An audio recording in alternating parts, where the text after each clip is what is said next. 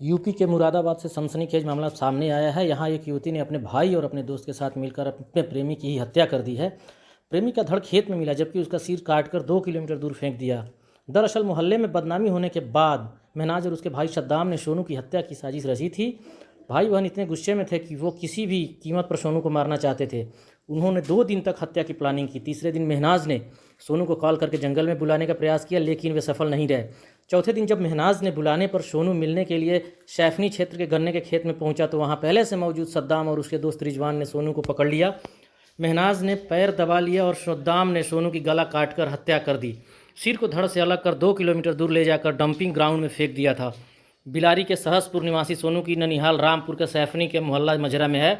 सोनू के ननिहाल में पड़ोस में रहने वाली महनाज बिलारी के थावला स्थित कॉलेज से ITI कर रही थी। करीब 6 माह पहले सोनू और महनाज की जान पहचान कॉलेज से घर लौटते समय हो गई थी।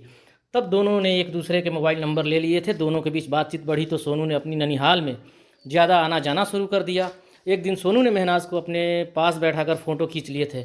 इस फ़ोटो को वायरल करने की धमकी देकर उसने महनाज को ब्लैकमेल करना शुरू कर दिया था। सोनू ने महनाज पर बाहर घूमने जाने का दबाव बनाया, लेकिन उसने मना कर दिया। तब सोनू ने अपनी ननिहाल लाकर अपने रिश्तेदार को फ़ोटो दिखाए और कहा कि वह महनाज से शादी करना चाहता है। यह बात सैफनी में फैली तो महनाज के भाई सद्दाम तक पहुंच गई। घटना से 4 दिन पहले सद्दाम ने अपने बहन से पूछताछ की तो वह रोने लगी।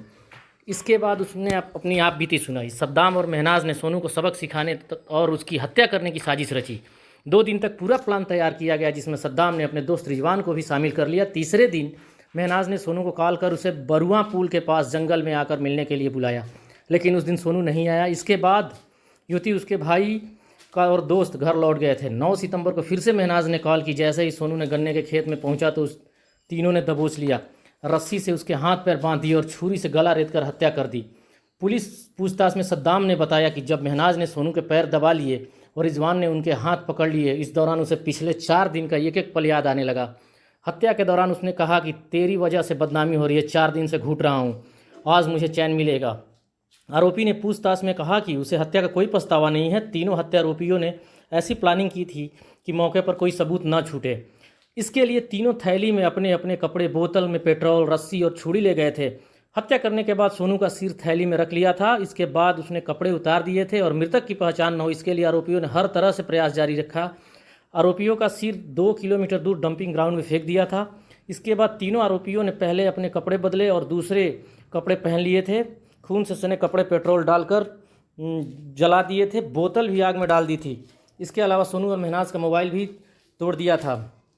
रामपुर में ही शव का पोस्टमार्टम किया गया था। इस दौरान DNA टेस्ट के लिए सैंपल भी लिए गए हैं। अगले दिन सिर मिला जिसमें सैंपल लिए गए हैं।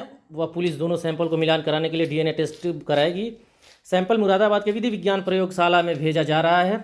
अपने भाई के साथ मिलकर सोनू की हत्या कराने वाली महनाज सिपाही बनने की तैयारी कर रही थी, लेकिन अब वो सलाखों के पीछे चली गई है। उसने पिछले दिनों सिपाही भर्ती की परीक्षा दी थी। परीक्षा के बाद महनाज का परिणाम का इंतजार कर रही थी। साथ ही उसने फिजिकल की भी तैयारी कर रही थी, लेकिन उसके इस वारदात के चलते पुलिस तो नहीं लेकिन एक अपराधी वो बन गई।